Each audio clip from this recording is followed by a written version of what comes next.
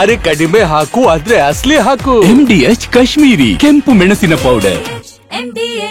ಇನ್ನು ಅದು ಯಾವಾಗ SIT ಬುರುಡೆ ರಹಸ್ಯದ ಬೆನ್ನು ಬಿತ್ತೋ, ಬುರುಡೆ ಷಡ್ಯಂತ್ರ ಮಾಡಿದ್ದಂತ ಗ್ಯಾಂಗ್ಗೆ ಸಂಕಷ್ಟ ಎದುರಾಗಿದೆ.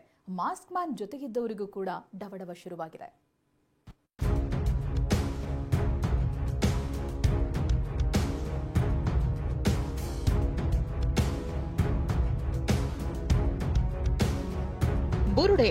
ಬುರುಡೆ ತಂದು ಬುರುಡೆ ಬಿಟ್ಟಿದ್ದ ಚಿನ್ನಯ್ಯನ ಹಿಂದಿರೋ ಗ್ಯಾಂಗ್ಗೆ SIT ಬಲೆ ಬೀಸಿದೆ.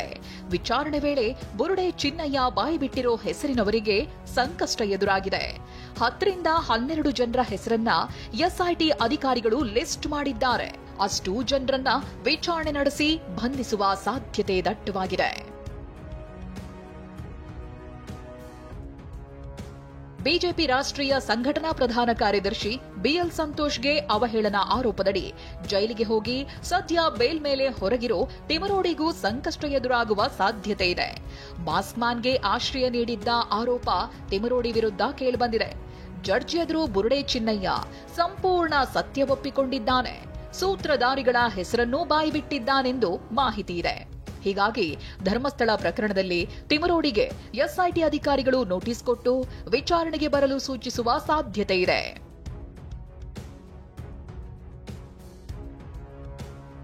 ಇಷ್ಟೇ ಅಲ್ಲ, ಮಾಸ್ಕ್ ಮ್ಯಾನ್ ಚಿನ್ನಯ್ಯ ಜೊತೆಗಿದ್ದವರಿಗೂ ಡವಡವ ಶುರುವಾಗಿದೆ.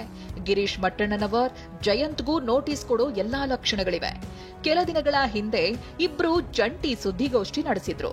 ಚಿನ್ನಯ್ಯ ಜೊತೆಗಿರೋದು ನಾವೇ ಅಂತ ಮಟ್ಟಣ್ಣನವರ್ ಹೇಳಿದ್ರಂತೆ. ಇತ್ತ ವಿಚಾರಣೆ ವೇಳೆ ಮಟ್ಟಣ್ಣನವರ್ ಜಯಂತ್ ಹೆಸರನ್ನ ಚಿನ್ನಯ್ಯ ಹೇಳಿದ್ದಾನಂತೆ.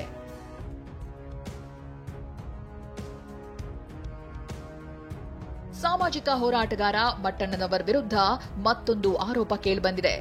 ಓರ್ವ ರೌಡಿ ಶೀಟರ್ನನ್ನ ಮಾನವ ಹಕ್ಕುಗಳ ಆಫೀಸರ್ ಅಂತ ಗಿರೀಶ್ ಮಟ್ಟಣ್ಣನವರ್ ಮಾಧ್ಯಮಗಳಿಗೆ ಪರಿಚಯಿಸಿದ್ರು.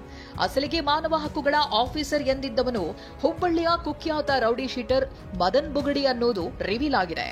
ನಮ್ಮ ಜೊತೆಗೆ ಹ್ಯೂಮನ್ ರೈಟ್ ಕಮಿಷನ್ ಅಧಿಕಾರಿಗಳು ಕೂಡ ಇದ್ದಾರೆ. ಸೊ ಲೆಟ್ ಅಸ್ ಸಿ ಯಾಕೆ ಏನು ಹೆದರ್ಕೊಂಡೇನೆ ಓಡಿ ಹೋಗಲಿಲ್ಲ. ಡಿಸೆಂಬರ್ 30ರಂದು ರೌಡಿ ಪರೇಡ್ನಲ್ಲಿ ಮದನ್ ಬುಗಡಿ ಭಾಗಿಯಾಗಿದ್ದ. ಈತನ ಮೇಲೆ ಕೊಲೆಯತ್ನ, ದರೋಡೆ ಸೇರಿ ವಿವಿಧ ಪ್ರಕರಣಗಳಿವೆ. ಈ ದೃಶ್ಯ ನೋಡಿ.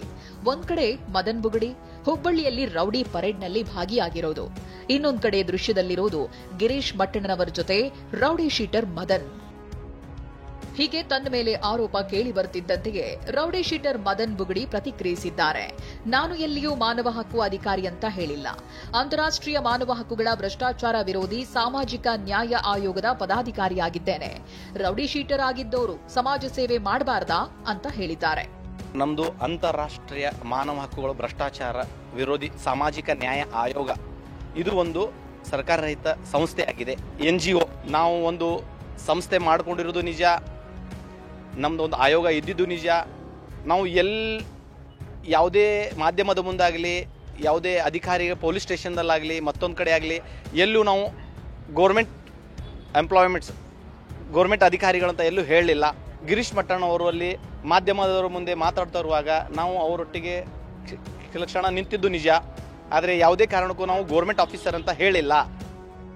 ಮತ್ತೊಂದ್ ಕಡೆ ಅನನ್ಯ ಭಟ್ಟಿರೋದು ನಿಜವೋ ಸುಳ್ಳೋ ಅನ್ನೋದು ಇನ್ನೂ ಗೊಂದಲಕಾರಿಯಾಗಿಯೇ ಇದೆ. ಸುಜಾತಾ ಭಟ್ ದಿನಕ್ಕೊಂದು ಕ್ಷಣಕ್ಕೊಂದು ಹೇಳಿಕೆ ಕೊಡ್ತಿದ್ದಾರೆ. ಆಗಸ್ಟ್ 29ರಂದು SIT ವಿಚಾರಣೆಗೆ ಹಾಜರಾಗ್ತೇನೆ ಅಂತ ಸುಜಾತಾ ತಿಳಿಸಿದ್ದಾರೆ.